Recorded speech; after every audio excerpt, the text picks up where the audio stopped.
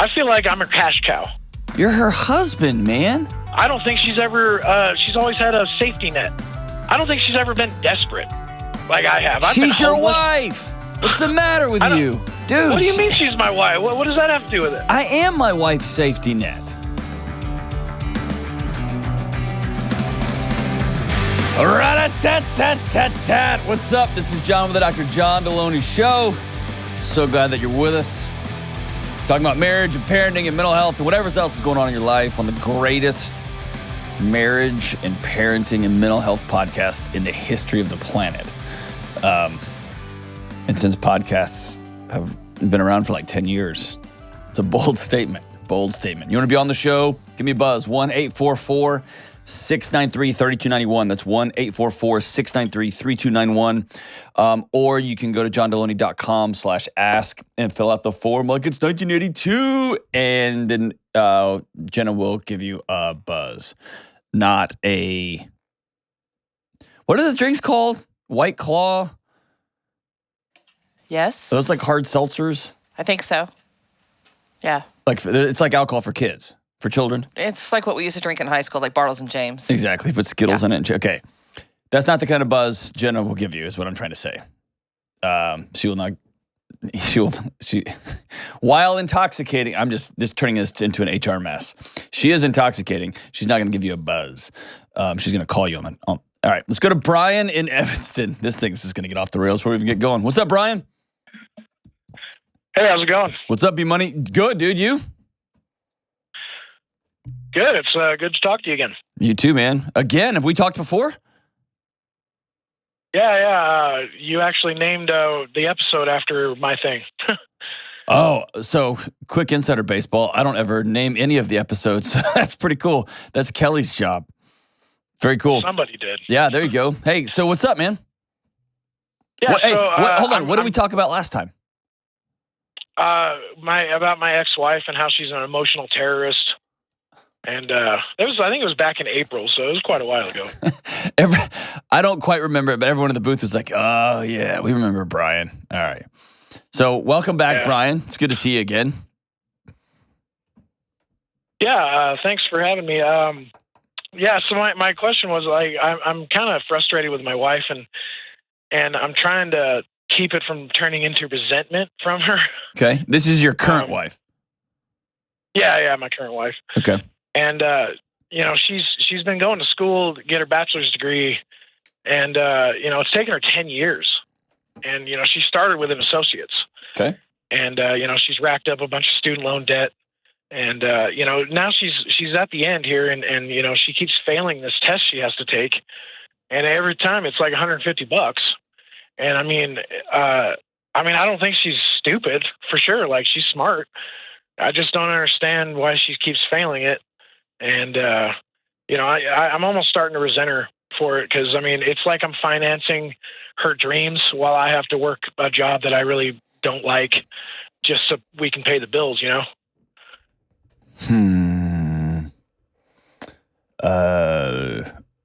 I'm trying to think of where to start. So right out of the gate, you already resent her, dude. You don't like her. You're annoyed by her, and she pisses you off. Let's just cut to it. Let's be honest. She does. You're not wrong. That's a tough place to be. What is she going to school for? What's taken 10 years to get 60 credit hours? Early childhood development. What test? There's no exit test for it's for a certification. It's called the Praxis test. Oh, okay. Yeah. What does she want to do? She wants to, work with special ed kids, but with that degree, with her degree, she could go, work up to teach up to third grade, I think. So let me just be real clear. She has no interest in doing this. She hasn't for a decade. I would hope she does. This is her dream job. It's absolutely not. 100% it's not. I guarantee you it's not. Well, here's how I know. And dude, you're going to have to chill out. And I know you're pissed off, but you're going to have to chill out. Yeah. If this was her dream, she would have done 60 hours in 18 months. When you're around people who are obsessive about a dream, the thing that they really want to do, they make it happen. They don't take a decade to get 60 hours. And you're talking to a guy that got 2 PhDs and had kids, and I was working a full-time job, and I was married. I was obsessed. Right? Yeah, we got 4 kids. She works at the school right now as a para-educator or whatever. And I know, dude. Can you just hear your voice? You don't like her. I don't like what she's doing. No, you don't like her. Well, Why? Why? I like to think that I like her, at least. I would too. She's the mother of your kids, 4 years and all this.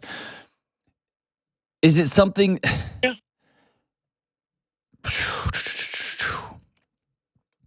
I feel like I'm her cash cow.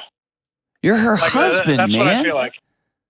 Yeah, but I feel like I'm just her cash cow because, I mean, you know, she's going through all this schooling, costing a bunch of money, and she didn't work all summer, and you know we've been doing the Dave Ramsey thing, trying to pay off debt. She didn't want to get a job this whole summer, and she doesn't make any money while she's off.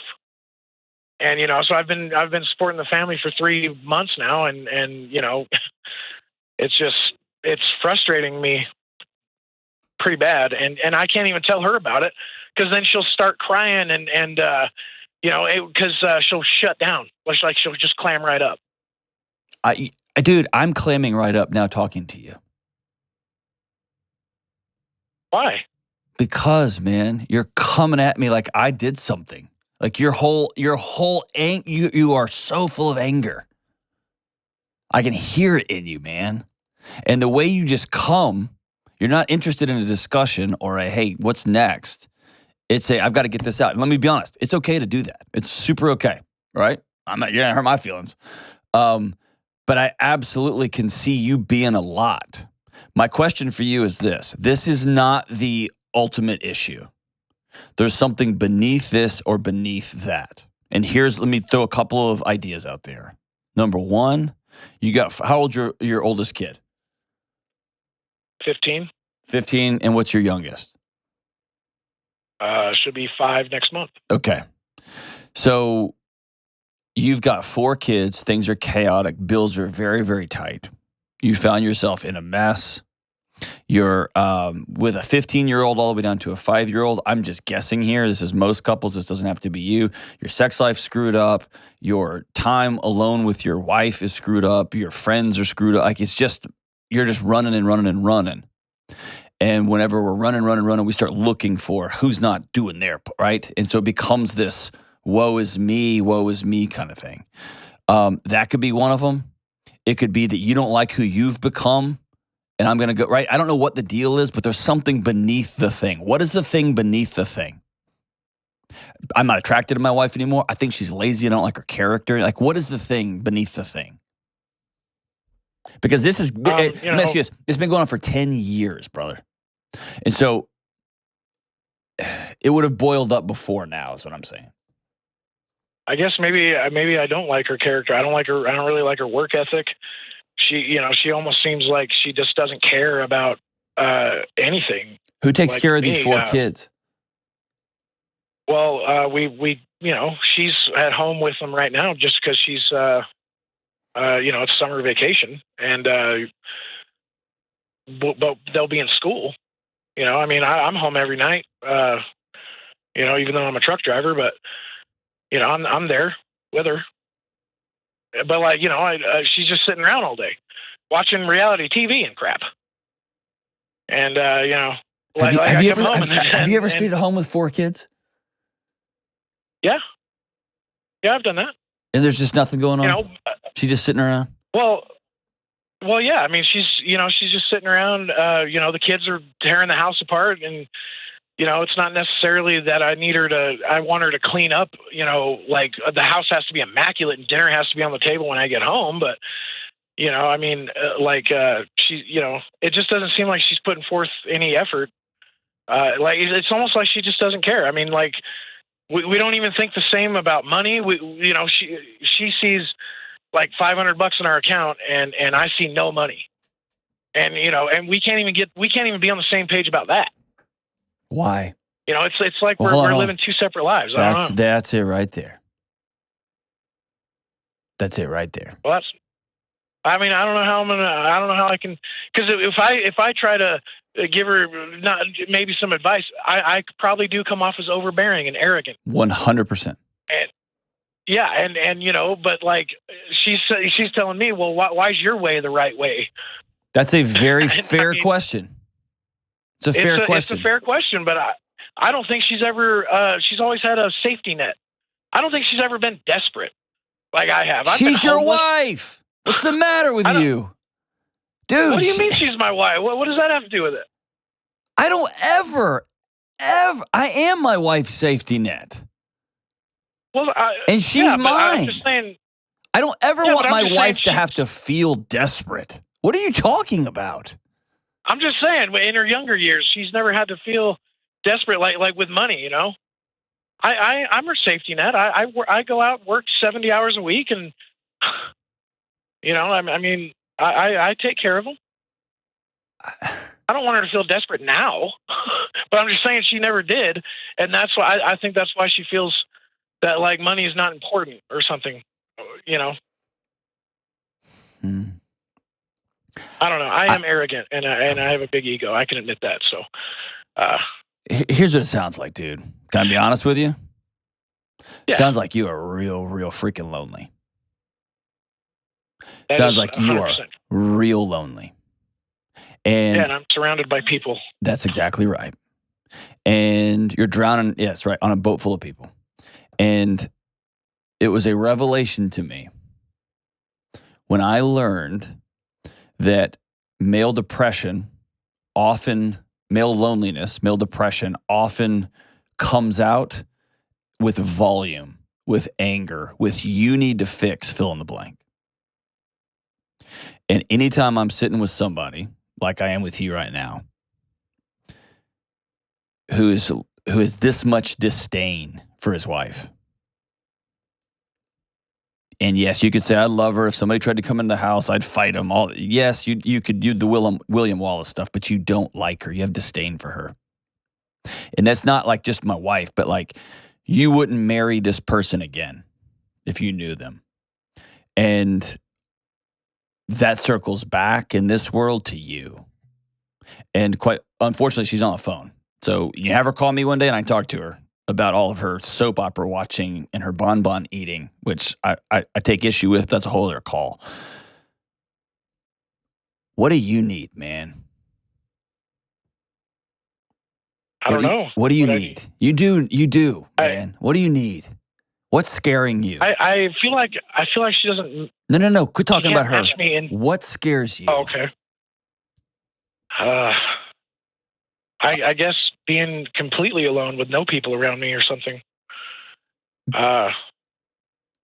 That scares me. Being divorced again, and hey, you are real close to that, and you know that. Yeah. Have you started talking to somebody else about divorce? No, I don't. Like I don't have. No, not about divorce. Is there? Are you talking to somebody else? Are you seeing somebody else? Are you texting somebody else? Oh no. Okay. No, I'm no cheater. Okay. Yeah, this thing's dangerously close to getting off the rails. But and again, you've been down this road. You know that. What scares you? Yeah. Are you scared about money, man? Scary? Are you scared about not having enough? Are you scared about your kids? Are you scared about the state of the world? What are you scared about? I'm scared about never ever making enough money, and I'm okay. Let's stop right there. What can you do about that? I don't know. Make more money, I suppose. Have you ever? I don't know. Have you ever sat down with your wife and said, "I'm scared"? Yeah. And she just said, "I don't care." Yeah, and then move over. Real Housewives of Atlanta's coming on. Yeah, she says we're fine. Like, why are you scared? We're fine. Is she right? And no. Well, I mean, maybe to a point, but I don't feel like we're fine, and I feel like once you get to the point where you're fine, and you don't have this anxiety, then you're going to end up like losing everything in the end. Why? Why do you think that, man? I don't know. Maybe I know I'm pretty pessimistic. I like to think of myself as a realist, but I just feel like if I'm not anxious about getting the mortgage paid, Mm-hmm. then the mortgage won't get paid. Have you ever missed a payment? No. Okay, so the data tells me you're a guy that pays his bills. Yeah. And you're also telling me you're a guy who's on a plan to get out of debt. You are. Yeah. But I'll tell you, as a guy that nearly burned my wife to the ground with my anxiety and my, oh yeah, but this could happen, and what about this, and what about this, and what about this? And I had an emergency fund for our emergency fund. And I wouldn't take vacations for a decade so that I could pay this off, so I could pay that off. And eventually my wife said, I don't want this life. Yes, we may here ultimately, brother, here was the line that was the bellwether line for me. And it wasn't from my wife, it was from my buddy. And I came to find out that she had talked to him and said, I'm worried about John. And the line he gave me, because we were talking about money, he's a banker, he's a savant. And we were talking about this, and what about the dollar, and then what happens here, and how much do I need saved, and then what about the investment here, and I'm going to put this in. And finally he said, dude, I don't have a meteorite plan. I said, what does that mean? And he said, I'm saving money. I'm trying to pay off my debts and all that. But dude, if the dollar implodes and we're trading gold and coffee, I'll deal with that when we get there, because I'm going to have to shoot my neighbor's dog for food. And what I would tell you is you have a plan. What you don't have is the skill set to be an engaged father. You do not have the skill set to be an engaged, loving, present husband. Those are tools and skills you don't have. And until you decide, I want to get those, your body feels like it's on fire every time you're around them, and it gets pushed off into proxy things like money. And if you guys got $1 million today, within a month, it would be about something else, how clean the house is. And then you hire a maid, and then within a month, it would be about something else. Your body's going to continue to find something to blame, to heal the internal, to put a Band-Aid over that internal chaos, which is relationship. And until you are enough of a brave, courageous man, which I'm hoping this phone call is that, to say, I am scared of being alone. I'm scared of my 15-year-old son or daughter looking at me and saying, I don't like being around that guy. Or a 5-year-old that would rather play a video game than be engaged with his old man. Then you say, I don't have the skills, the tools. I don't know how to do this. And I'm going to go learn those skills and tools. And I'll tell you right now, you can turn all that around. That's where we are. Along the way, you will have to address your conversation with your wife, but that's not where you start, brother. You start in the mirror. And you work too hard and you love too deeply to feel this alone. Is that fair? Yeah. I just don't know where to start. I don't know how to do that. That's fair. I feel like I'm lying to myself, You are. You are. And here's the other thing. It's a common thing with men, myself included here, right? Is I don't know how to do dad. I'm not good at it. And when I tried early on, my wife was like, what are you doing? That's not how you do a diaper. No, you got to warm the bottle up to this, not to that. And you can't put that in the microwave. What do you do?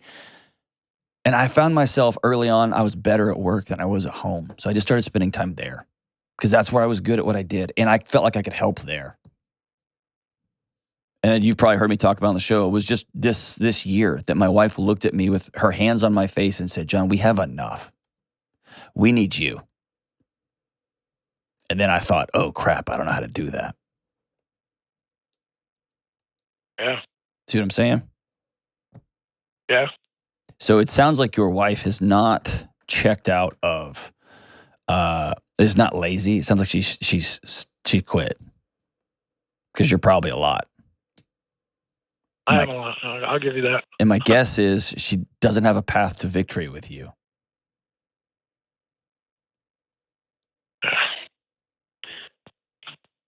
Tell me I'm wrong. Not. You could say, Delony, you're full of crap. You're wrong. No, I think you're right. But if she got her degree right now and she went and got a job,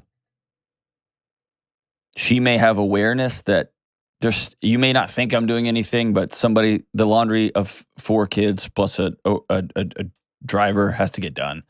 And this has to get done, and that has to get done. All these things have to get done. The house will still move on.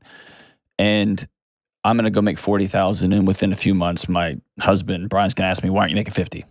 And why aren't you making 60? I'm just going to sit here. I'm out. And again, I may be way out to lunch on that, dude. I would like to think that her making $40,000 would be a big help. Would it? I don't know. It seems like, well, yeah. I mean, I'm almost obsessed with paying off debt, and it's like she doesn't care. I feel like I'm dragging her to debt to pay off debt. Yeah. And I maybe I'm not. No, you might actually be, but what I'm going to tell you is you're going to not only not pay off your debt by doing that, you're going to lose your marriage too. Yeah. And at some point, you'll have to come together, because the whole point of doing something together like this, the reason that you pay off debt with somebody else is because it forces you to the table to say, who do we want to become? Who do we want to be? Where do we want to go? And let's do the things that we need to do to get there. And that often, not always, not I want to say even often, sometimes it results in people need to go get counseling, because I know I want to lose 100 pounds, and I know that it's diet and exercise. For some reason, I can't stop, and I need to go get some help. I need to talk to somebody. I need to do this. I need to do that. I'm the exact same way. I have a coach right now. I got a counselor right now. I got people that help me do my stuff, and I do this for a living. I know the answers, but I gotta have some more tools, right? Yeah. Is your 15-year-old a boy or girl? She's a girl. Tell me about your relationship with her. Well, I'm not 100% sure she likes me. Hold on. Say that in a more honest way. I think she hates me. Why? Why? I think her mother turned her against me. Okay. She tried to commit suicide twice in my house. Okay. I admitted her twice to a mental institution to get treatment. And, she actually wrote a letter to me attacking me and, blaming me for all of her problems. And the therapist that she was seeing actually said that she attacked me because she felt safe with me or some crap like that. I didn't believe her, the therapist, and she actually had a one-on-one session with me because apparently I was really agitated. But Brian. She's been through a lot, way more than what any kid should be. You know who else has been through a lot? You. Who? Oh. Yeah. Brian, your daughter tried to die twice, and she blamed you for it. Yeah. And by the way, your therapist was probably right. How old was she? Oh, she was 12. Okay. And she tried it twice within 6 months. You know what we don't let 12-year-olds do? We don't let them drive. We don't let them buy guns or beer because they're kids. Yeah. And as much as what she said hurt you deeply, you did not fail that 12-year-old girl. In fact, you're her lifeline. And 12-year-olds say crazy things. I have a 12-year-old now. And they do crazy things because they're 12. But you're not a crappy dad. You didn't fail your kid. You didn't break your kid.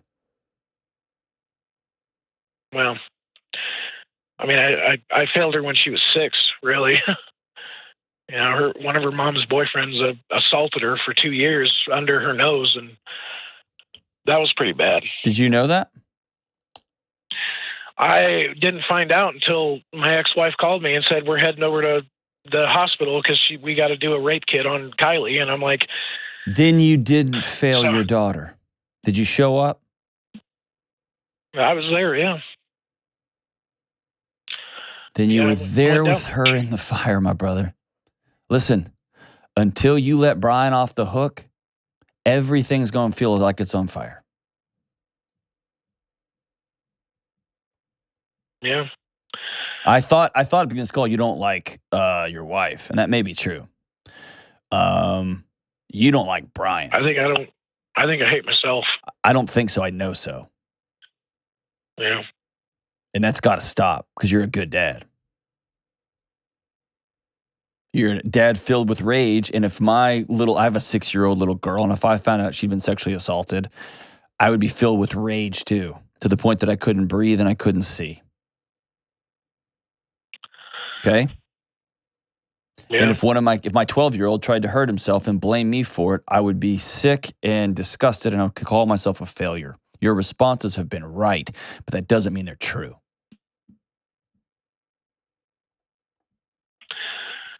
Yeah. Yeah, I guess. No, I don't guess. I'm telling you, have I lied to you yet? No. No. No, I mean, I feel like a pretty bad dad. Exactly. Most of the time. And the way most men deal with I feel pretty bad is I got to blame somebody else because I don't have the tools to look in the mirror and say, whoa, what happened? So you think I'm throwing all that crap on my wife? I'm almost guaranteeing you are. Or you're creating a home that makes it hard to win in. I don't know your need. I don't know how I can meet your needs to a way where you will be at peace because you have no peace. You have no capacity for peace. And so when I try to meet your needs, then it comes out somewhere else and somewhere else and somewhere else. And at some point, I'm out. Because I can't. It's like playing a baseball game and there's no strike zone. They just keep calling strikes and you don't know where I'm just quit batting. I don't know what we're doing here. Now, if your wife was on the phone with me, I would be having a hard conversation with her, but she's not. And ultimately, at the end of the day, you cannot control her behavior. You can't control what she does, what she doesn't do, the fact that she's failing exams, she's failing a test, that she's taken 10 years to do something that was really 1 to 2 years at most of a project, right? You can't. You can't fix any of that stuff. And yelling and screaming and being pissed off, I just sends people into fight or flight, and there's not a lot of accomplishment that comes on the back end of that. What you need, dude. I don't yell and scream at her. I know, dude, but you're like... I don't want to stress her out even more for the next test, you know? I know. But, dude, you know what makes it even... Me and you are more similar than you think.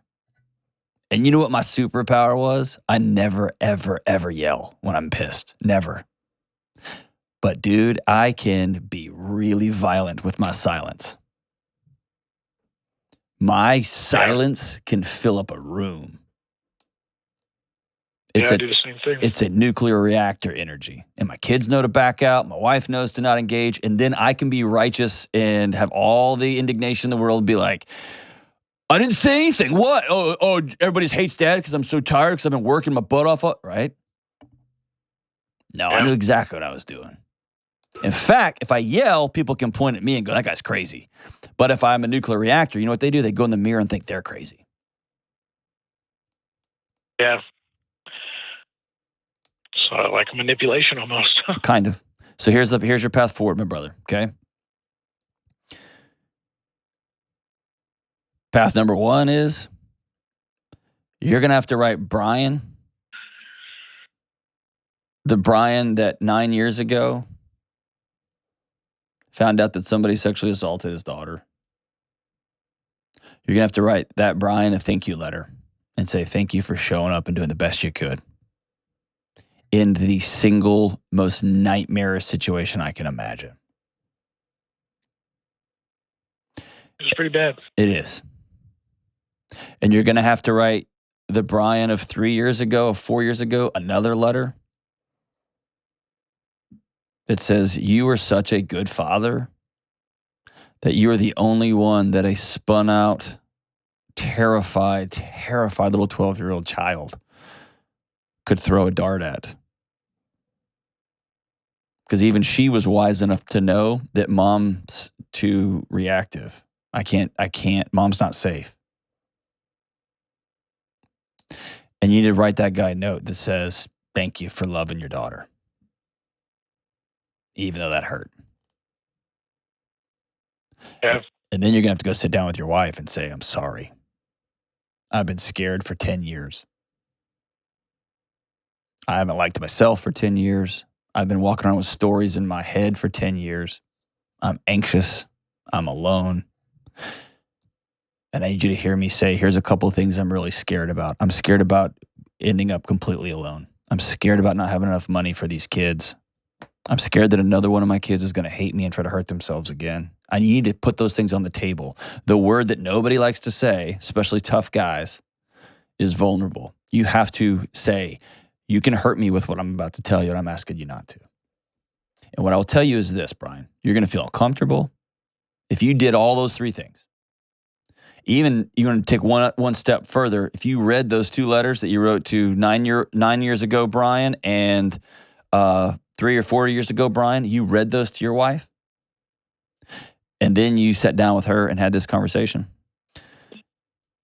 After all this, then you can sit down and you get to the point and say, I don't know what to do about your school. I'm harboring a lot of frustration and anger because I feel like you don't want to be finished. And I feel like I've created a world where you can't win, right? Take ownership. You know Jocko is like my buddy Jocko. Like take ownership. Just take it. Even if it's not all your blame, I'm going to take ownership of this.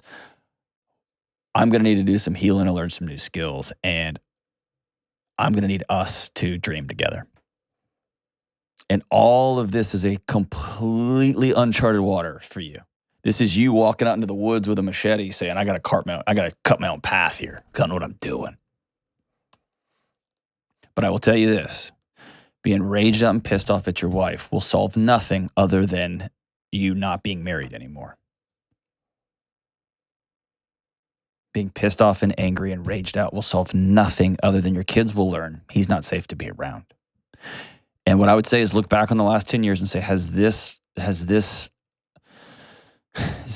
operating strategy worked in my home? The answer is no. So the true answer is, okay, I got to do something different. I'm taking a knee. I'm saying I'm sorry.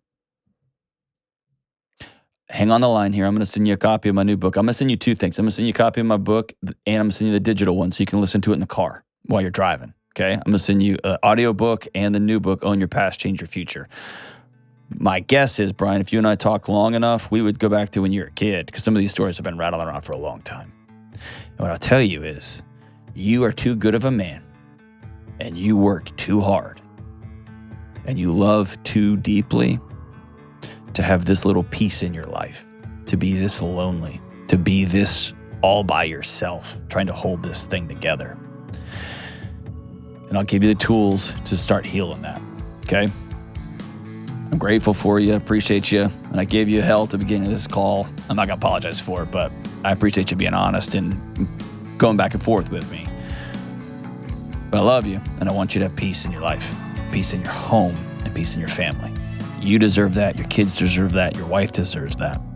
And the grandkids you've never met, they deserve that too. We'll be right back. It seems like everybody's talking about how crazy the housing market is right now and how powerless homebuyers feel. Mix that with the stress of moving and life change and job change, and you've got a tornado of anxiety fueling one of the biggest purchases you'll ever make. This is not a good idea.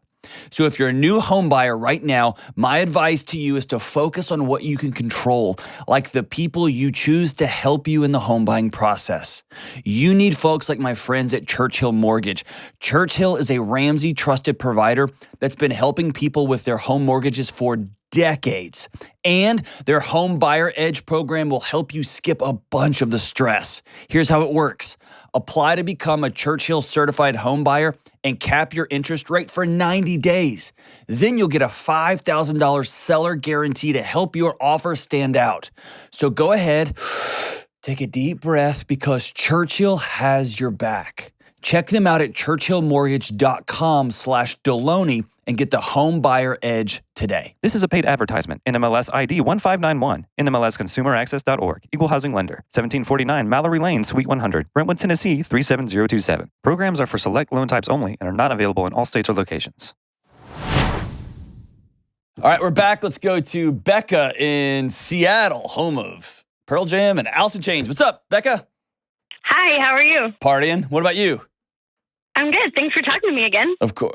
Yes. Hey, this is the second time. The last caller called about a year ago or however many months ago, and we got another repeat caller. This is fantastic. So what's up? So the last time we talked, I was just before deployment number 1 with my daughter, and now we are knee deep in deployment number 2. Oh no.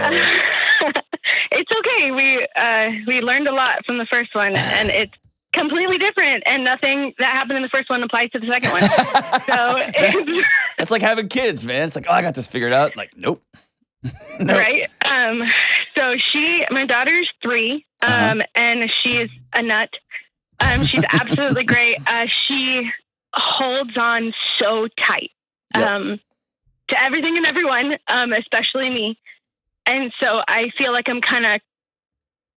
Sorry, I'll get to my question. So how do I create boundaries? No. Sorry. That was important. What were you going to say? You feel like what?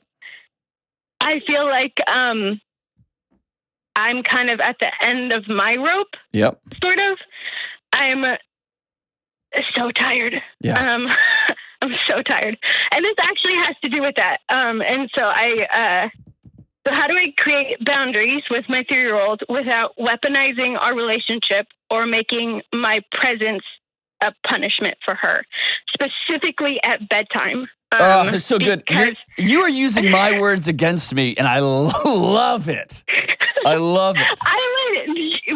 In the car, I listen to your stuff, and I love it. And so I heard that, and that, like, it keeps rattling around in my brain because I'm trying to transition her into doing bigger girl, obviously not big girl things, but like bigger kid things and being a little bit more independent. And our days are great. Like, I work full time, and so she goes to a daycare where she loves it. She's so happy. Her teachers are amazing. They know every transition. We have great communication with them. We come home, we go to the park, we have dinner, we read books, we do bath time, and then bedtime comes.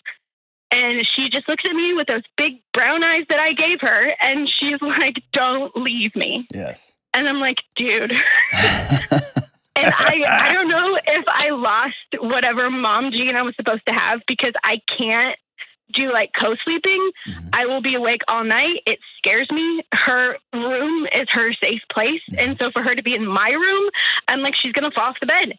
And she's going to crawl off the bed and climb on a dresser. Like, I don't sleep when she's in my room. And so we've been doing this since she's 3, and I've been the only person getting up to get her. Yeah. And so I can't remember the last time I slept through the night, which is not a big, I feel like this is a very common parent thing, but because I've been doing that now, I feel like I'm not a super emotional person, and I just break down crying because I'm so tired. Yes. And then my default reaction is kind of anger, and I've worked really hard in my life to not do that and to go towards other things and to like take a second and not do that. And now I feel like I don't even realize how angry I am until my brain comes around to realizing how mad I am. And I'm like, I feel like I'm behind. Yeah. Oh man. I would, if your husband wouldn't kill me, I would hug you if you were sitting right here. I have He wouldn't. He wishes he could hug me too. I know he does. I have a couple of, let me write these down because I'm afraid we're going to, okay. Man, number 1, let's pretend there was no deployment.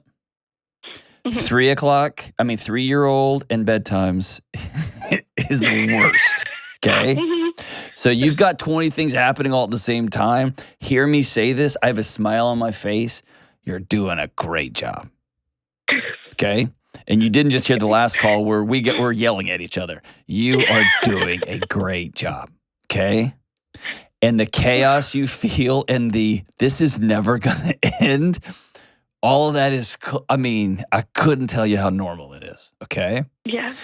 It doesn't help, but it doesn't make it like, oh, yeah, cool, we're all struggling with expensive beef. That doesn't make us less hungry, but it makes us feel less crazy, okay?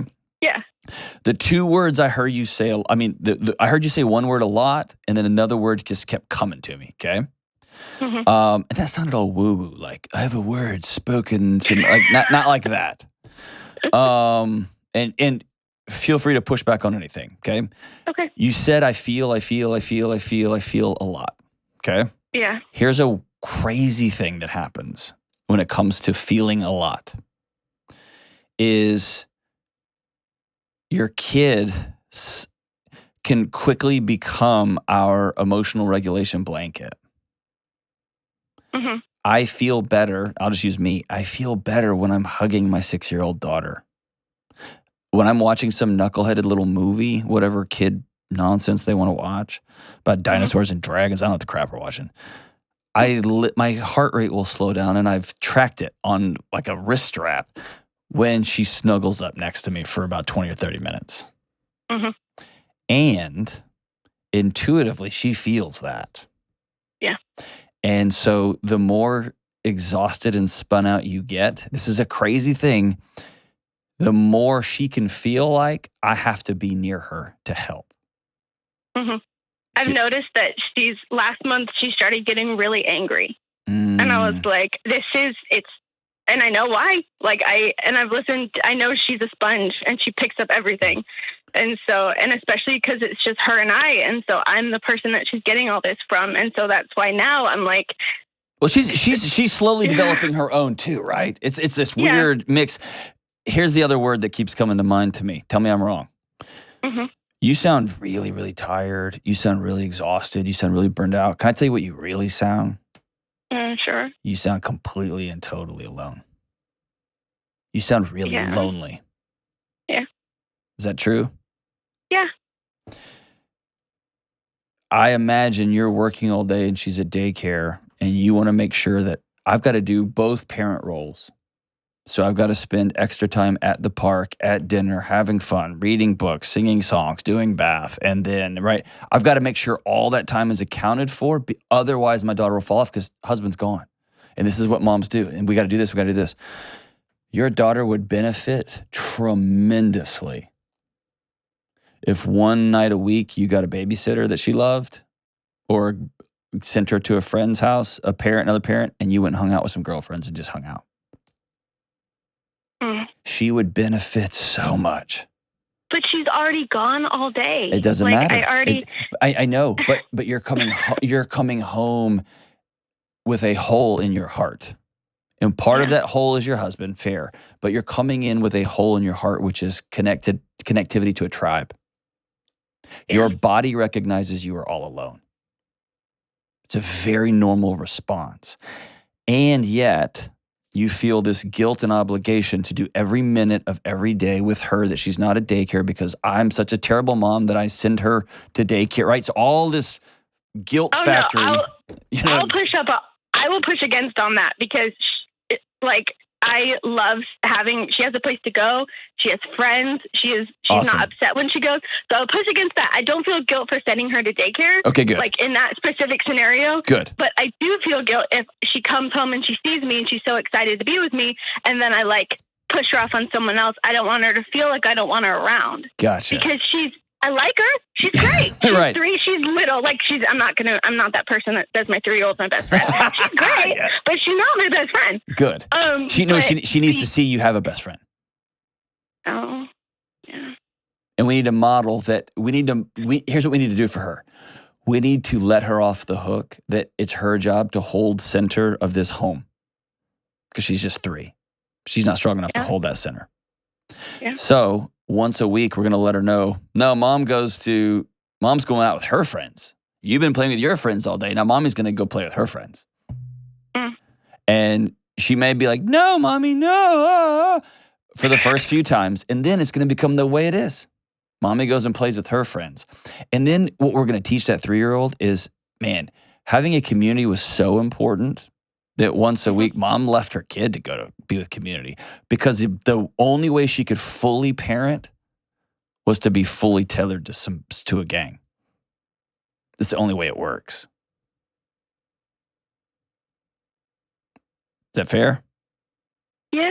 And that's really, really hard. Yeah.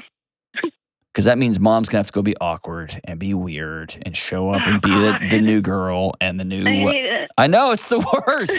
And so we let our kids be our excuse, and we let Netflix be our excuse, and we let our workout program be our excuse. I'm the king of excuses. The king. I like to read.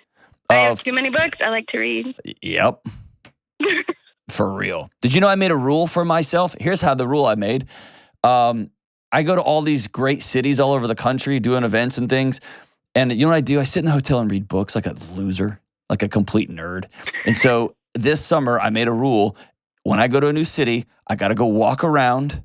And so the rule I made is I have to get a new tattoo in every city. That makes me go to a place that I'm going to be uncomfortable with people I don't know. And I have to spend a lot of time just talking to people in awkward situations. And the last town I was in, we were in San Jose. I got a tattoo. I was with Kelly and Joanna, and we were doing some media there. And the way I was all splayed out, I looked like I was getting a proctology exam. It was not comfortable. And I was just getting a tattoo on my arm, but it was not. Anyway, you know what? I hung out with a bunch of dudes. There was this rad, awesome gangster dude getting a tattoo on his neck. And we were talking. It was all, I got to meet all these people.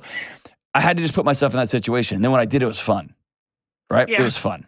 And then I had to explain to my daughter, like, Dad, why do you keep drawing on yourself, right? All that's part of it. But I have to go out and do those things. I know the science. I know the reality of it. And I got to make myself do it. And that's where you are, okay? Now, when it comes to the sleeping thing, this is World War II. No, this is World War 7, 8, 9, and 10. The co-sleeping, not co-sleeping. Should we not? You even said, I guess I lost my mom gene. No, you're not failing as a mom if you want a full night's sleep. Okay, you're not. You don't hate your kids because you need sleep. That's like saying, I can't take a full breath because I want my kid to have more oxygen in the room. It's not how it works, okay? It's not how it works. And some parents, some kids just do better when they are co-sleeping. Yeah. There was some seasons we did that. There were some seasons that we forced our kids into their room. They couldn't, like, you will be in your room. Then there were some seasons we set up a pallet on the floor because I'm like you. Yeah. If somebody's in my bed, it's a weird thing, but I just set up made a blanket bed on the floor, and in the middle of the night, you can come in. If you wake me up, you are choosing to never come into my room again. I'm going to lock my door. But if you come in here and you get into your special bed, you can do that. But don't wake me up. If you choose to wake me up, then you're choosing to not come in here anymore.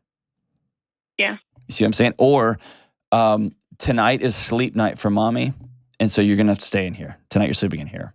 The more your child doesn't feel like they are keeping you together, the more they can begin to practice sleeping. Yeah. That makes sense? Yeah. Can I tell you this? Sorry. Oh, go ahead. No, go ahead. We've had to do a lot of transitions with her. And so even just like, finally we're at the place where I can hang out in her room for a couple minutes. We have a set amount of time. She's got this little thing that plays audiobooks. And so I stay for one chapter, and then mommy goes and has stuff to do. Mm-hmm. And so she's okay. She doesn't cry. She's like, okay, like once those chapters over, she's like, bye mom, go do your stuff. And I'm like, all right, cool. And so I get out and do my stuff. And then at like midnight, 1 o'clock, she's awake and her eyes are open. And she's like, mommy, why did you leave me? And I'm like, all right. And okay, so hold on. We got to that. Okay, sorry. I'm going to tell you something I just told the caller before me. We don't let 3-year-olds buy beer. We don't let 3-year-olds smoke. So 3-year-olds are going to wake up and say stupid 3-year-old things. You didn't abandon your daughter. You didn't leave her. She just asked you a dumb question that just bangs right on that mommy chord, right? I know, and then I'm like, well, is it dumb? Because her dad isn't here. Like, it's not. And then, and then, like, John, you don't understand. Like, when people visit, like, my sister came to visit this summer, and she was here for a couple days, and then for a week, my daughter was asking why Auntie left her. And so it's not just me, and it's not my husband, it's everyone. Like, anyone who comes into her life, she holds on so tight. Hey, hold on. She's 3. I know, and I don't want her to feel that. Here's what she's feeling. She's just learning how relationships work. Yeah. And some relationships are here all the time. And some people come and then they go. And then some jobs you have, there's extended periods of time where we're gone. And there's going to be extended periods of time where they're home. And so when she asks hard questions, you have to remember she's 3 and the only relationship picture she has is to her teacher, to a couple of knuckleheaded 3-year-old friends, and to her mom and to her dad, right? Yeah. And so she has a picture of a relationship with mom where mom always stays. Aunt Susan looks just like mom. Cool. Aunt Susan's going to stay forever. Whoa, Aunt Susan left after a week. Yeah. Why did she leave? Why did she leave? Why did she leave? It's not her pointing out. It's not like I ask Kelly every day, why are you drinking again? Why are you drinking? She doesn't. She just covered her face. She doesn't drink at all. But like, it's not like I'm like, hey, why didn't you do this? Why didn't you like? That is like I as an adult am asking that question because there's like a performance issue or like a 3-year-old's just trying to figure out the boundaries of the world. Yeah. It's up to you as an adult to choose to not internalize that as some sort of performance metric that says you're failing, because you're not. You're doing so good. So good. And when she says the more matter of fact you can answer those questions, the better. Because she will be like a sponge for your responses. Mm-hmm. Okay? So when she says, Mommy, why did you leave? You say, because Mommy needs to sleep. And then I'm on to my next thing. And if you need to go in your room and shut the door and then cry and be like, I'm the worst mom, go do that. But do it, take that from her so that when she asks these questions, she's just trying to figure out the boundaries. Why did Aunt Kim leave? Why did Aunt Susan leave? Why did Aunt whoever leave? Because she's got her own home and she has to go home and sleep in her bed. But she slept in our bed here. Yeah, this is our guest room. And she slept in our guest room. But her home is there. And that's where her friends are and her family is. And that's where her food is in her fridge. And so she had to go home. That's where her puppy is. And that's where she's got to go home. And you can say, you know, it'd be a gift. I really miss her when she goes. Just like I miss Daddy. It's sad when people we love leave, huh? Yeah, it is. And now we're on to the next thing. You want to go watch a show? You want to go play? You want to go to the park, right? So now we're into the next thing. And I know it feels so nuclear. And she's 3. And let me say it again. Becky, you are doing such a good job. Such a good job. Such a good job. Such a good job. Don't equate every one of her questions and every one of her concerns and every one of her behavioral issues with, I have to make up because Dad's gone. They're not all related. Some may be amplified, some may be exacerbated, but they're not all related. All 3-year-olds ask. We used to have to tell my son, he used to say, everyone gets someone to sleep with but me. He was actually right, and it kind of broke my heart because he's like, I sleep all by myself. There's nobody in here. And I was like, it's the worst. He's 3, and both of us stayed there, okay? You are doing a great, great, great, great job. Great job. And, dude, thank you for listening to the show. I'm so glad that you're with us. Call back soon. And, hey, I want to talk to this husband of yours when he gets back. I'd love y'all to both call, and I'd love to hear how y'all are going to do re-entry after a second deployment. Thank you for your service. Thank him for that. And thank that little 3-year-old girl for her service, too. I love her. We'll be right back. All right. Hey, what's up? We're back. Hey, I took too long on that first call today. So we had a third caller, and we're going to roll that call to the next show. But real quick, somebody sent me this note. So I want to make sure I get to, it's just an important question. The question's from Ashley, and she writes, on June 27th, Dr. John said rest can feel stressful if busyness is how you medicate. And I think I may have posted that on social media or reposted that from somebody else, maybe from my buddy Ian Simpkins. But she writes, how do we do that? Nothing I've tried helps me feel relaxed. Not a beach trip, not a massage. Exercise helps my anxiety, but it doesn't help me feel relaxed. Please elaborate. Here's what I've found, and I've talked about this recently on the show. If your identity is in how busy you are, or if busyness, doing, I've got another thing. I got to look at my list. I got to make sure this gets done. If this doesn't get done, I got it all done. I've done my things, and I got to go do these things. Once I get my list done, then I can go work on the garden. And once I get the garden finished, then if that's your life, then rest, then getting a massage, going to a beach and doing nothing will feel like utter hell. Your body, it'd be like I drink in the evening.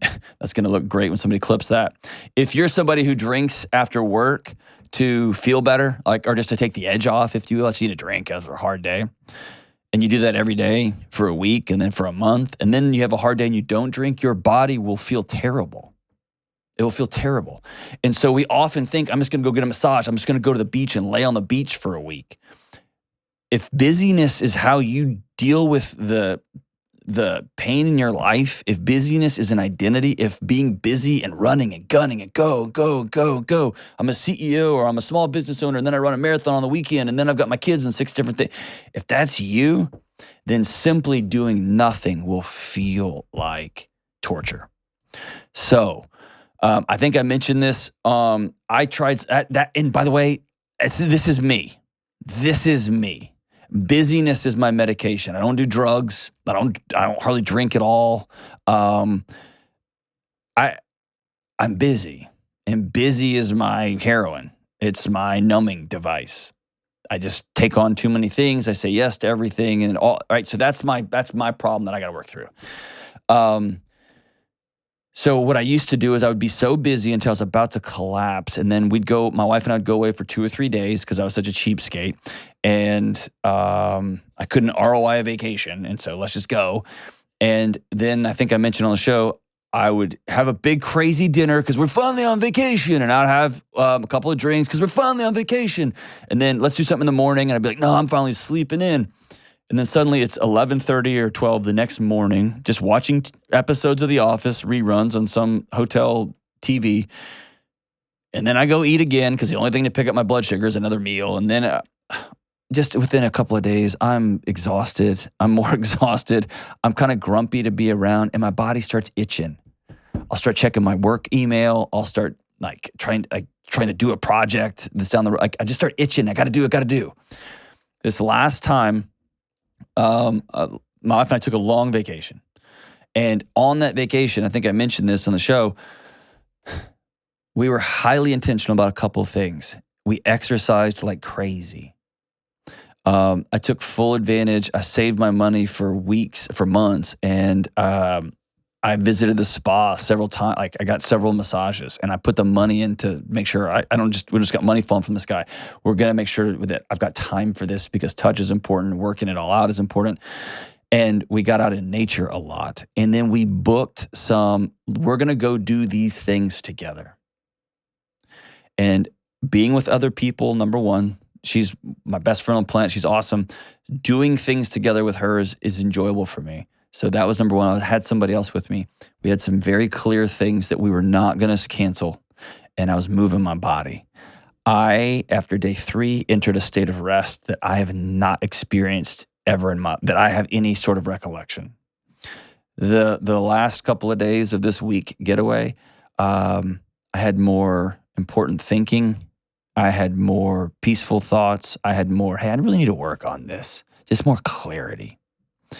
And so those 3 things, if busyness is how you medicate, then when you get away, make sure you do it with somebody else or other people that you have community with.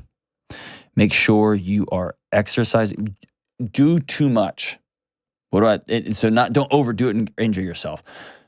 But make sure you're going to go to the gym in the morning and sign up for a yoga class. We paid $10 and we went to just some rando yoga class in the evening. I did not want to go. I did not want to do that.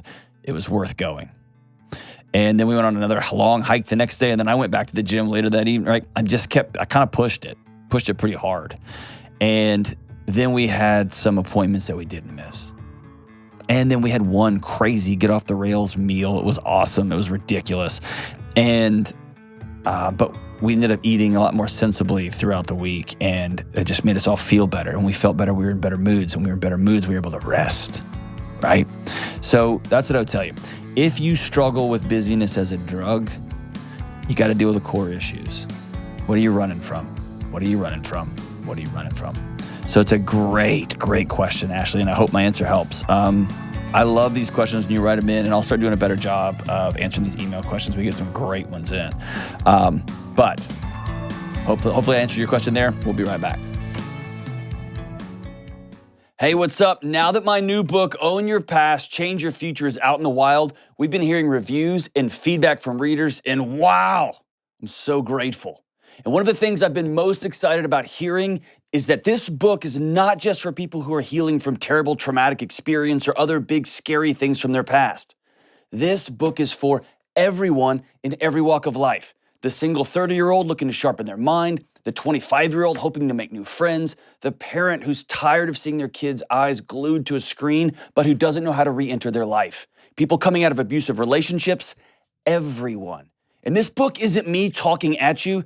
This book is me walking with you because I've been there too.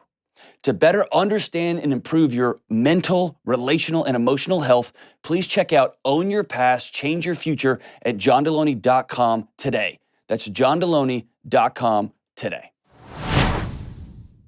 All right, as we are back, the song of the day is a song I've never heard by a band I've never heard of. Are you a fan of this band? It is a she. It's not a band. Okay. It's called Nightbird. It's not like it's like Night Susan. Birdie. Night Birdie. That's what she goes by. She was on America's Got Talent, and she recently passed away from cancer. Okay. So I wasn't familiar, but Sarah is, and she's got there's a great story that goes with it, and it's a beautiful song. Night Birdie. Excellent. The song is by Night Birdie. I'm going to make sure I listen to this. This is going to be the next song I listen to. It's a great song. Sarah? Excellent. The song's called It's Okay. And it goes like this. I moved to California in the summertime. I changed my name thinking that it would change my mind. I thought that all my problems would stay behind. I was a stick of dynamite and it was just a matter of time.